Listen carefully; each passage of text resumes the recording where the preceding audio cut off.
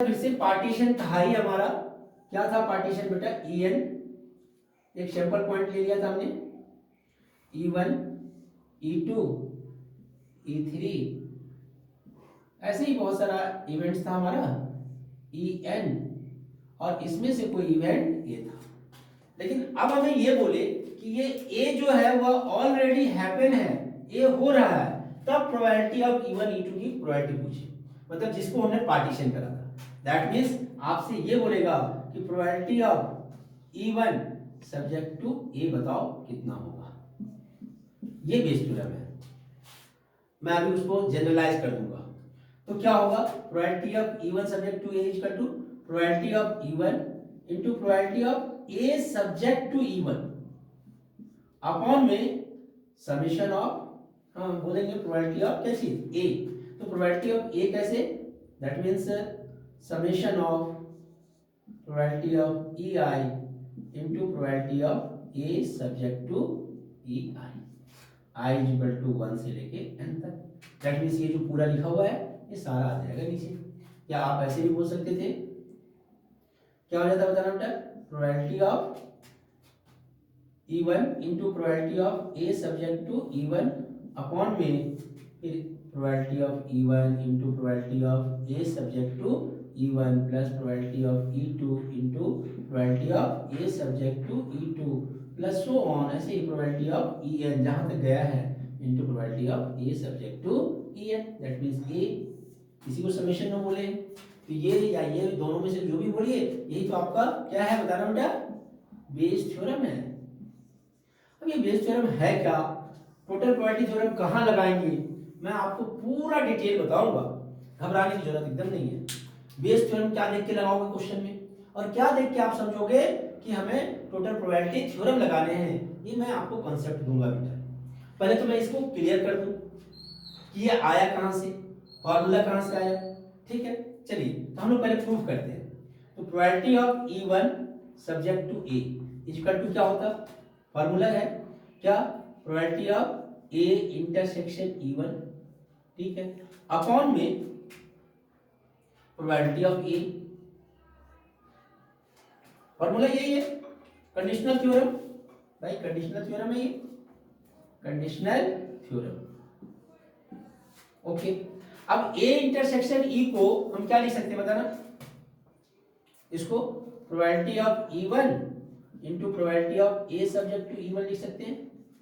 ये क्या था, मल्टीप्लिकेशन थ्योरम, मल्टीप्लिकेशन थ्योरम, और अपॉन में प्रोबेबिलिटी ऑफ ए को, ये तो हमारा था प्रोबेबिलिटी ऑफ ए, दिस हम क्या लिख सकते हैं, समेशन ऑफ प्रोबेबिलिटी ऑफ हाँ E I into probability of A subject to E I, I is equal to 1 से लेके n तक। दैट मीन्स कौन सा थ्योरम बोलते हैं इसे, टोटल प्रोबेबिलिटी थ्योरम, टोटल, तो बन गया बेस थ्योरम। मतलब बेस थ्योरम का डेफिनेशन कहां से आया, कंडीशनल थ्योरम से। कंडीशनल थ्योरम को कितने पार्ट में बांट दिए, मल्टीप्लिकेशन थ्योरम और टोटल प्रोबेबिलिटी थ्योरम, ऊपर में लगा दिए नीचे, अपने आप वही तो बेस थ्योरम है, ये तो फार्मूला हमें प्रूव करना था। अब जो क्वेश्चन आते हैं वो आप कैसे समझोगे कि हम बेस थ्योरम लगा रहे हैं या टोटल प्रोबेबिलिटी थ्योरम, क्वेश्चन में क्या चीज देख के आप समझोगे, वो क्वेश्चन मैं अभी बताने जा रहा हूं। बहुत इंटरेस्टेड और बहुत मजेदार है, प्लीज एंड प्लीज केयरफुल होके इसको बेटा ध्यान से सुनिए और समझने की कोशिश कीजिए। बेटा मैं आप सभी से रिक्वेस्ट करता हूं कि बेटा आपको अगर वीडियो अच्छा लगता हो या बुरा लगता हो, जैसा भी लगता हो, please and please comment box में कमेंट जरूर किया कीजिए, है ना। कमेंट, आपका कमेंट देख के ही मैं समझ पाऊंगा बेटा कि हाँ आप लोग, ऐसे तो बहुत सारे प्यार दे रहे हो क्योंकि सब्सक्राइबर बढ़ रहा है, अच्छी बात है। और बेटा मैंने बोला ही था कि आप लोगों का अगर ये अच्छा सा ग्रुप बन जाएगा तो अगर 1000 सब्सक्राइबर मेरे क्रॉस कर जाते हैं, ऑनलाइन क्लास लेने मिल जाएंगे, मैं फ्री में डेली ऑनलाइन क्लास दूंगा आप लोगों को बेटा यूट्यूब पे। ओके, इसीलिए सब्सक्राइबर 1000 बढ़ाना भी थोड़ा जरूरी है, थोड़ा उस पर भी ध्यान देंगे। नाउ अब मैं आ रहा हूं बेटा क्वेश्चन लेके आपके लिए, वेरी गुड। चलिए मैंने बोला कि एक बॉक्स था, ठीक है, इसमें 15 रेड कलर की बॉल रखे हुए थे 15 और 10 व्हाइट कलर की बॉल रखे हुए थे। ठीक है, व्हाइट बोला one ball is drawn, one ball is drawn, it's colour is noted, colour noted. तो कलर नोटेड तो दो बातें, क्या दो बातें?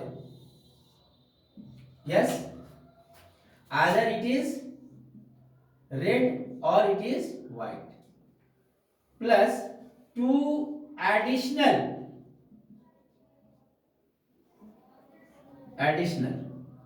चाहे वो रेड हो चाहे व्हाइट, सेम कलर का इसमें डाल दिया। क्वेश्चन क्या हुआ समझ में आया? एक बॉल हमने ड्रॉ किया, इसमें से उसका कलर नोटेट किया, कलर नोट करने के बाद इस बॉक्स में उस बॉल को रिप्लेस कर दिया। उसके साथ साथ जिस कलर का वो निकला था वही उसी कलर का दो बॉल और एडिशनल दो बॉल और डाल दिया बॉक्स में। Then a ball is drawn, अब एक बॉल निकाला गया, then a ball is drawn, तब इसमें से एक बॉल हमने निकाला, और जब बॉल हमने निकाल लिया, बॉल इज ड्रॉन, तो इसके लिए पूछा है find it is red in colour, red in colour. ठीक है, अब आपसे पूछेगा दो बातें, या तो इसके रेड होने की कलर प्रोबेबिलिटी बताओ, या पूछेगा कि ये जो दोनों निकाला था हमने वो रेड था या ब्लैक था, उसकी प्रोबेबिलिटी बताओ। जबकि ये रेड ही निकालना है, मतलब ये सब्जेक्ट, ये कंडीशन होगा, तब उसकी प्रोबेबिलिटी। अगर उसकी सिंपल पूछे तब तो कोई मतलब ही नहीं है भाई। रेड की प्रोबेबिलिटी 15/25 और व्हाइट की प्रोबेबिलिटी 10/25, तो सिंपल क्यों पूछेगा भाई? ऐसा तो पूछेगा नहीं। ओके, समझ में आ गया? क्वेश्चन समझ में आए? फिर से मैं रिपीट करता हूं कि एक बॉक्स था जिसमें रेड 15 थे और व्हाइट 10 थे। बोला वन बॉल इज ड्रॉन, एक बॉल हमने ड्रॉन करा, कलर नोटेड, कलर देखा, देखने के बाद उसी कलर का उस बॉल को और दो एडिशनल उसी कलर का जो कलर था उसी कलर का एडिशनल दो बॉल इसमें डाल दिया, और डालने के बाद अब एक बॉल निकाला और वो बॉल रेड आया, वो बॉल रेड आया। तो इसका क्या पार्टीशन क्या होगा जरा ये बताइए। तो पहला बार तो यही हो गया ना, पार्टीशन मतलब पूरा जाना चाहिए। तो ये जो निकाले तो या तो क्या होगा, रेड या व्हाइट। तो E1 is equal to first drawn ball is red, और E2 is equal to first drawn ball is white, और A is equal to second drawn ball is red. ठीक, E1 आ गया, E2 आ गया, ये partition हो गए, और ये A जो है अब उन पार्टीशन के बाद की बात है कि second drawn ball is red होगा। वेरी गुड, अगर इतनी बातें आपको समझ में आ गई, अब आपका क्वेश्चन में बोल रखा है नंबर 1 में find second ball find probability of second ball is red, और दूसरा बोला find if second drawn ball is red,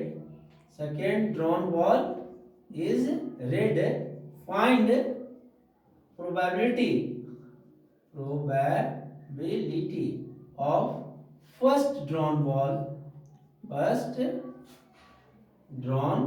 ball is, अब फिर इसमें दो बातें, रेड या व्हाइट। ये तीन तरह के क्वेश्चन हो गए। ठीक है, ओके। इसका मतलब है कि पहला जो क्वेश्चन है ना फर्स्ट, इसमें हमें प्रोबेबिलिटी ऑफ ए फाइंड करना है। सेकेंड जो क्वेश्चन है उसका फर्स्ट पार्ट, उसमें प्रोबेबिलिटी ऑफ E1, जबकि ये ड्रॉन बॉल सब्जेक्ट टू ए निकालना है, और ये जो इसी का बी पार्ट है उसमें probability of E2 subject to A, यानी ये व्हाइट, ये जो सेकेंड बॉल निकालेंगे वो रेड होगा, वो फिक्स है, वो रेड होगा। तो हमें पहले वाले जो बॉल निकाले थे उसके रेड होने की प्रोबेबिलिटी या ब्लैक होने की प्रोबेबिलिटी क्या, व्हाइट होने की प्रोबेबिलिटी क्या होगी, वो हमसे पूछ रहा है। ठीक है बेटा, तो ये अगर रेड है, इसकी प्रोबेबिलिटी पूछ रहा है, ए पूछ रहा है, इसका मतलब टोटल प्रोबेबिलिटी थ्योरम। और इसमें से जो पार्टीशन करा E1 या E2 में से कोई एक पूछेगा, ये गिवन है, ये होना चाहिए, ये होना चाहिए, तब इसमें से किसी एक की प्रोबेबिलिटी पूछेगा तो बेस थ्योरम, यही ध्यान रखना है। यहाँ पर ये बेस थ्योरम है, ये बेस थ्योरम है और ये टोटल प्रोबेबिलिटी थ्योरम है। ओके, तो टोटल प्रोबेबिलिटी थ्योरम अगर हम लगाएं PA तो क्या होता, ये होता probability of E1 into probability of A subject to E1 फिर plus probability of E2 into probability of A subject to E2।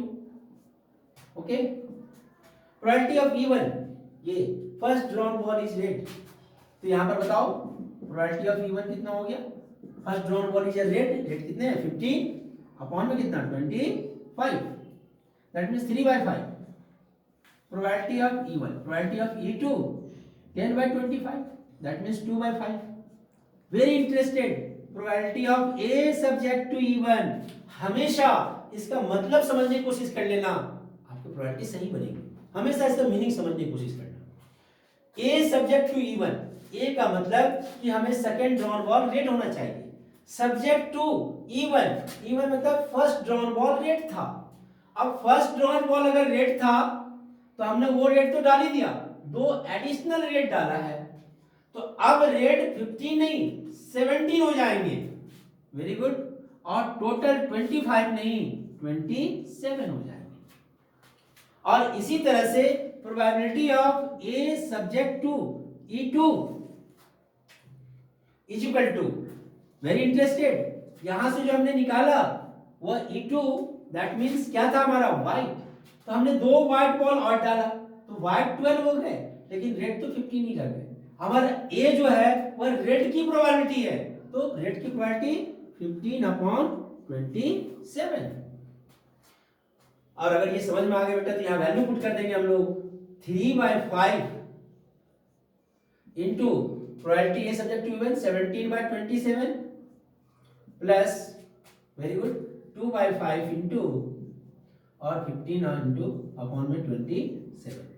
और इसके आगे तो बेटा आप समझ ही रहे हो और आप कर ही लोगे, है ना, इजी है। 51 हो गया अपॉन में 27 135 हो जाएगा बेटा,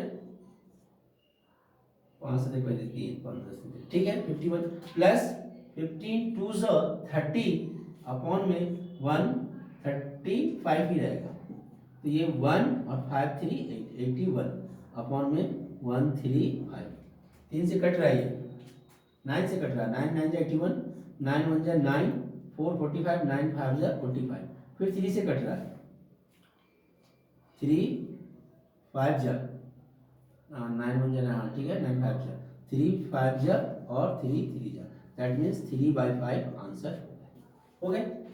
समझ में आ गए।